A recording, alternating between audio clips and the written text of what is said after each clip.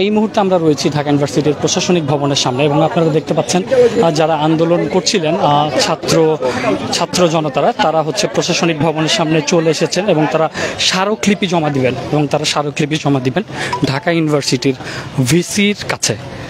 আপনারা দেখতে পাচ্ছেন আমরা সরাসরি দেখানোর চেষ্টা করছি। আপনারা জানেন কিছুক্ষণ আগে তারা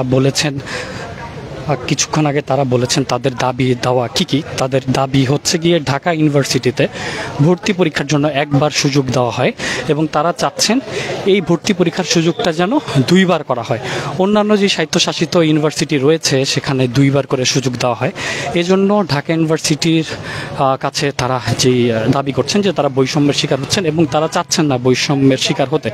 আপনারা জানেন বিগত সরকারের আমলে ঢাকা ইউনিভার্সিটি থেকে আন্দোলনের ডাক দেওয়া হয় এবং বৈষম্য বিরোধী ছাত্র আন্দোলন এই আন্দোলনের ডাক দেয়। প্রথমে এটা ছিল কোটা আন্দোলন এবং পরবর্তীতে 9 দফা এবং তার পরবর্তীতে 1 দফা দাবি উত্থাপন করে, যে 1 দফা দাবির কারণে বিগত সরকারের পতন হয়েছে। তো তারা যেই কথাটা বলছেন আজকের আন্দোলনকারী শিক্ষার্থীরা, তারা বলতে চাচ্ছেন যেহেতু অন্যান্য স্বায়ত্তশাসিত ইউনিভার্সিটিতে দুইবার করে ভর্তি পরীক্ষার সুযোগ দেওয়া হয়, ঢাকা ইউনিভার্সিটিতে কেন এটা একবার সুযোগ দেওয়া হবে।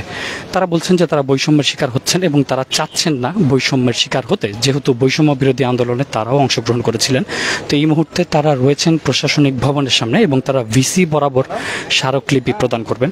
তাদের স্মারকলিপিতে কি দফা রয়েছে এবং তারা কি বলতে চাচ্ছেন স্মারকলিপিতে ভিসির কাছে জানাতে চাচ্ছেন সেগুলো আমরা জানবো এবং আমরা সরাসরি যুক্ত রয়েছি ঢাকা ইউনিভার্সিটির প্রশাসনিক ভবন থেকে। আপনারা সরাসরি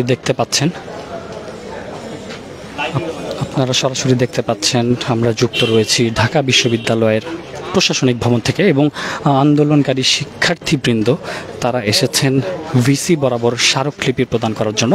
যেই স্মারকলিপিতে তারা উল্লেখ করবেন ঢাকা ইউনিভার্সিটিতে যেন ভর্তি পরীক্ষার সুযোগ দুইবার করা হয় এবং যেহেতু অন্যান্য স্বায়ত্তশাসিত বিশ্ববিদ্যালয়গুলোতে দুইবার করে ভর্তি পরীক্ষা দেওয়ার সুযোগ রয়েছে এবং ঢাকা ইউনিভার্সিটিতে বিগত কিছু বছর আগে এই ভর্তি পরীক্ষার দুইবার অংশগ্রহণ করার সুযোগটি বাতিল করা হয় এবং বর্তমানে একবার ভর্তি পরীক্ষায় অংশগ্রহণ করা যাবে। তো তারা এই দাবিটি তারা বলছেন যে এটি তারা বৈষম্যের শিকার, যেহেতু তারা বৈষম্য বিরোধী আন্দোলনের সাথে যুক্ত ছিলেন এবং ঢাকা ইউনিভার্সিটি থেকে যেহেতু বৈষম্য বিরোধী ডাক দেওয়া হয়, তাদের বক্তব্য হচ্ছে কেন তারা ঢাকা ইউনিভার্সিটির প্রশাসনের কাছে বৈষম্যের শিকার হবেন। ঠিক এই দাবিতে তারা রয়েছেন প্রশাসনিক ভবনের সামনে এবং তারা ঢাকা বিশ্ববিদ্যালয়ের ভিসি বরাবর স্মারকলিপি প্রদান করবেন। আমরা সরাসরি যুক্ত রয়েছি টাইমস অফ বাংলাদেশ থেকে।